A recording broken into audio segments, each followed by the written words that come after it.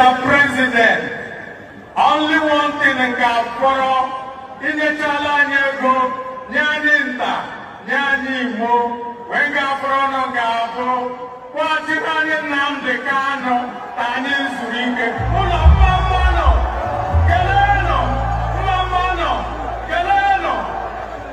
Thank you, distinguished Senator Eminaya Abarade, Senator represented. Viewers, if you are watching, click on the like button, drop your comment, and also share this program to others. Former President of Nigeria, Obasanjo, has said publicly that he will leave Nigeria if Nnamdi Kanu, leader of IPOB, dies in DSS custody. What do you have to say about this? Obasanjo was very correct. I don't know how he managed to maybe has some information that we are not having, but he has come out to say it publicly that that if actually has been reported that Nnamdi Kanu dies in detention, he would definitely leave Nigeria because he has already warned before now that this man did not commit any crime and he should be left of the hook. People does not understand where Nnamdi Kanu is coming from and why the man has rejected every deal that will jettison the restoration of Biafra by the Nigerian government. The Nnamdi Kanu has refused to sign those documents, have refused any form of endorsement on inducement, or anything that will compromise the Biafran struggle. And the intelligence report is having it very clearly, and that is why he still remains in DSS custody. But what surprised many is how the federal government under APC now has come out to be manipulating the already tense situation currently now, signaling that at this point in time now that we are documenting the process of what led to the coming in of Omotoso as the judge, James Omotoso as the presiding judge, nominated by the APC government, when all the leaders of the legal team rejected to appear in Nnamdi Kanu's case because they said very clearly that Nnamdi Kanu's case have no evidence and he is should not be able to preside over such matter that has no evidence. That what Nigerian government actually did was to sideline and oppress, a voice that stood for the reality and a voice that stood for the liberation of people, not only Biafrans alone, but Africa. And it is becoming very clear to millions of Nigerians today that Nnamdi Kanu, who has remained the icon of freedom, for a reference point, no matter how you look at it, and he has said it very clearly that we don't know what will happen, but there have been signals, there have been warnings that the leaders of this country has made it very clearly, just like Danduma came out clearly to say that if it wasn't Nnamdi Kanu, maybe the whole Nigeria would have collapsed under Islamic conquest. I'm talking about T.Y. Danduma making that statement. We are seeing another prominent Yoruba son, a former president, a former military head of state, saying it very clearly that he would definitely leave Nigeria because from that report we gather that nothing will actually remain and that nobody should hold him responsible because he has already warned Nigeria because they do not know. Nigerian intelligence has not been able to crack where Nnamdi Kanu is coming from, who is behind and who is not behind, nations that are powering him or not. Nobody has been able to crack that. And for where he was able to get his intelligence report remains a mystery. And the Nigerian government and the terrorist politicians in Nigeria are already in disarray, because of what is going to happen, and there's pressure in Asura currently now, even though Bola Ahmed Tinubu might be pretending over the reality, but it has become very clear that, anything happens to Nnamdi Kanu right there in detention, then Obasanjo is saying, of course, they should count him out completely because, he would just disappear from this country, he would just leave this country completely because he has an intelligence report from global communities, from world leaders that, what will happen to Nigeria. They are just watching development on Nnamdi Kanu every day. And the African lawyers themselves have come on and advised Nigeria. We saw the ones coming from Gambia, Zimbabwe, Ghana, and all that. Even the delegates from Kenya has also, mounted pressure on the government of Nigeria and the Chief Justice of the Federation, including the presiding judge, to allow justice that Nnamdi. They were in the court in Abuja. They were out there. They saw all the. They were watching to see how Nigerian government is going to manipulate this. Even though I don't want to have issues with Sowore on this matter. Because I know definitely that Nnamdi Kanu will be released. If Nigerian government feel otherwise, that Nnamdi Kanu will not be released, and that he will die there, then we will now tell the world of what transpired, even though they are already watching. There are consequences of what we are talking about, that if you cannot defend the people, allow the people to defend themselves. That's the message. Now they are busy today, enjoying the ledgers with, celebrating, doing all manner of festivals with terrorists, those who carry guns physically. Imagine a sitting governor meeting terrorists with more than 20,000 Okada bikes, all of them carrying guns, and they are in a meeting with the governor, and nothing has happened. Today, we are seeing what is happening in Kwara, we are seeing what is happening everywhere in the world. But still, the Southeast governors, nobody has come out to condemn the statement credited to Bola Ahmed Tinubu that IPOB is a terrorist organization. It's quite unfortunate that it's coming from him, and it means that clearly he has taken a decision aligning with the Hamas, aligning with terrorist organizations in the world, like his representative in the just concluded United Nations General Assembly, where the Vice President went as far as defending Hamas in Israel. But today they have less than 72 hours to agree to that agreement. It is going to backfire. Backfire. It must backfire. And Nigeria will answer questions to the killing of Christians, of Igbos in Nigeria, marginalization, oppression of this entity. And Britain will not be able to save Nigeria. I can tell you convincingly that this time around, Britain cannot stand for Nigeria, and Britain will not be able to defend the disintegration of Nigeria. And that is what is happening today. And if that angle and it collapses, then the next focus is going to be here, and we are already seeing the signs there. I can tell you that the Obasanjo himself has put down his own opinion, and nobody will say that he did not notice. Forget all the paparazzi about 2027. Forget all the paparazzi of what is going to happen. Forget all the paparazzi, of what the game the politicians are actually playing. Whether election is going to be held or not, that is left for them. But what we are seeing is that it is enough. Enough is enough. The killing of over 500,000 Christians in Nigeria has become a threat to the global community. Has become a threat to the Biafrans. And by the time this thing goes unchecked, that's why Donald Trump, look at United Nations and the shake his head and said these people are not doing what they are supposed to do. Yes, conflict resolutions. There's already a set down rules and regulation. When we come and talk about self-determination, then why is the United Nations actually keeping quiet? It's a criminal organization, and it has to be reformed. That's what Donald Trump is saying. Because if they are actually doing their work, they don't need to put pressure on United States government. They don't need to put pressure on world leaders. They don't on the issue of aid and conflict that has spread to the extent that it has become uncontrollable, like what we see that is happening in Gaza right now. Before it gets to that level, these are the things, aims, and objectives of the United Nations to go in and solve the problem. As simple as that, the world will come closer to peace. But unfortunately, they choose Arab money, they choose crude oil, they choose manipulation, they choose oppression to continue to manipulate the process in existence where God has given man dominion over this country. That man should enjoy peace, enjoy it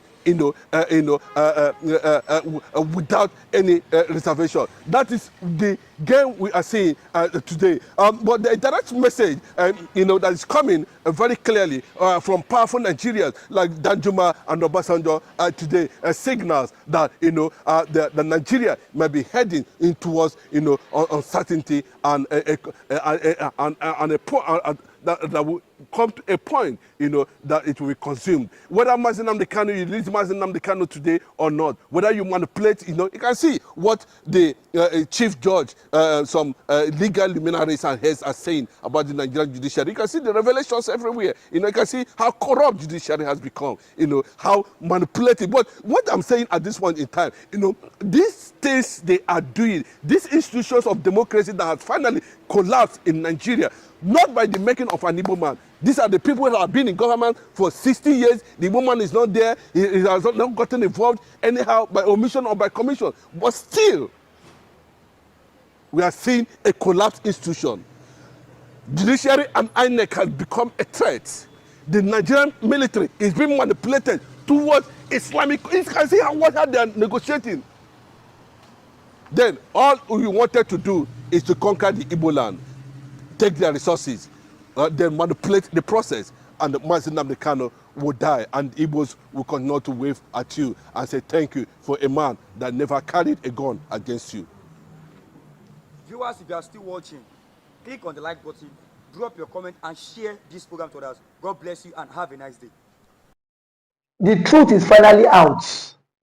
Now that the Finnish government has declared the CDS of Nigeria, Musa, a terrorist now, what is the next phase of the lie? What lies can the government tell Nigerians? Now that Samonepa is no longer in the picture, because it has always been pictured that Samonepa is the cause of insurgency in Southeast, and now that insurgency has stopped in Southeast, and now that the Finnish government has vindicated Samonepa, that those sponsoring insecurity and terrorists in the country are those some persons in the military. Now, where would CDS Musa bury his shame? Because a group of people are saying we want to exit the country. Because the Igbos are saying they are tired of the contraption called One Nigeria. That is One Nigeria, it will not work, and then it has not been working. It has been a country full of lies, propaganda, and shame. That has always been how it is formed. So I am not surprised that the Finnish government has now come out to say CDS Musa is a terrorist for all the atrocities he has been, for all the atrocities he has committed, in disguise of pretending to keep one Nigeria, and that one Nigeria has caused a whole lot of catastrophe in the country. Just some days ago, a notorious bandit that was declared wanted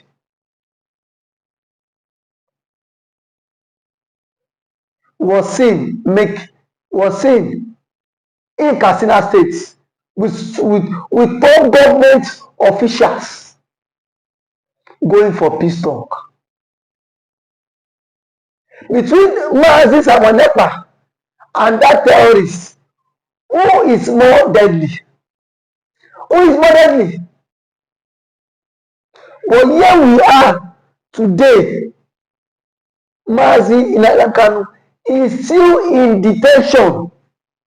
Kanu is still in detention because of the Igbophobia, of the hate. If Samonepa happens to be from the Fulani extraction, Samonepa would not be a terrorist. I can beat my chest because we've seen Fulani militias that have been given amnesty. We've seen Fulani militias that have been integrated into the society. Now that Finland have written to the ICC, Nigeria should immediately hand over CDS Musa for custody. Because the French government have done their own findings too. And they've seen that something is fishy under the ground. That this man has a connection with these Fulanis, has a connection with these bandits, has a connection with these terrorists.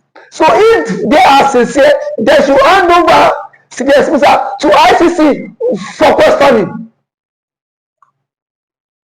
Because now that the French government has done their own conclusion, I've seen that CDS Musa himself is not innocent in this. Nigeria cannot pretend as if they are not aware that CDS Musa has been declared wanted by ICC and the Finnish government. No matter how they tend to dive the whole matter, it is in the social media space. Everybody has seen it that CDS Musa has been declared wanted by ICC and the Finnish government. No matter how the Nigerian government want to die this matter, but they are very quick to declare Samonepa and IPOB a terrorist group. Now that the Finnish government and the ICC has declared CDS Musa a terrorist, why is the story not online? Why is the story not flying online? Because they themselves are also part of people championing insecurity and terrorism in the country. And that is why I say that anybody that speaks against the vision of the country, they will do everything possible to take that person off the hook.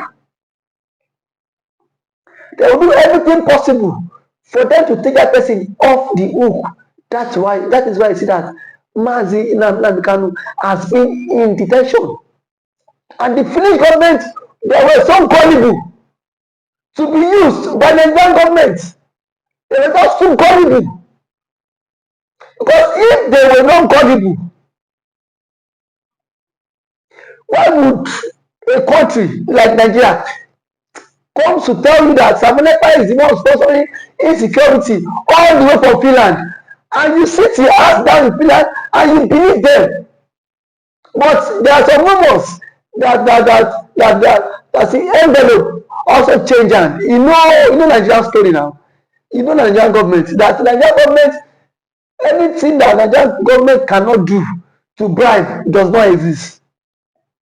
I am very sure that the government have bribed the Finnish courts, and that is why I see that Samonepa was wrongfully accused and sentenced. Now that the appeal court is now coming out to reverse all your stuff.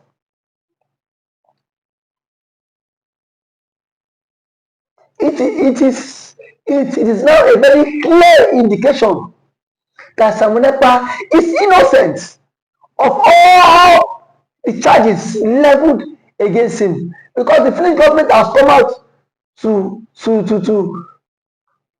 indict CDS Musa, saying that CDS Musa is the major financier of insecurity in Nigeria, and it should be tried by ICC, not just local courts. It should be tried by ICC.